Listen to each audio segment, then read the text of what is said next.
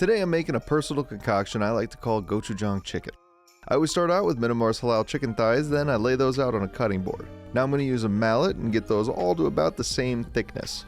I tend to pound all mine out at one time so I can make sure they're all about the same thickness, but you can pound them individually.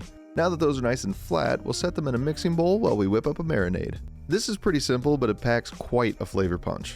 We're going to start with 4 to 5 medium cloves of garlic crushed, then we'll add in 1 heaping teaspoon of ginger paste, 1 tablespoon of corn syrup, 2 teaspoons of soy sauce, 3 tablespoons of gochujang aka Korean chili paste, sometimes this is called red pepper paste, 2 tablespoons of brown sugar, I went with light but any kind of brown sugar will work, 1 teaspoon of toasted sesame oil. For a mild heat we're going to use 1 tablespoon of gochugaru. This is sometimes called red chili pepper flakes, but it's very different from what you normally find at the store. Now we'll add in a little black pepper, about 1 teaspoon or so, then we'll hit it with 1 teaspoon of salt or to taste. Give that a little whisking to get it nice and pasty. If you're enjoying this video, we'd appreciate a thumbs up, it really helps us out. Bring the chicken thighs in here, we'll mix those around in the marinade until they're all thoroughly covered. Cover that and refrigerate it for a couple hours or 30 minutes if you're looking to make a quick dinner. About 10 minutes before your chicken is done marinating, start making your rice of choice. Pull the chicken out of the fridge and place it on a wire rack over an aluminum foil lined baking sheet.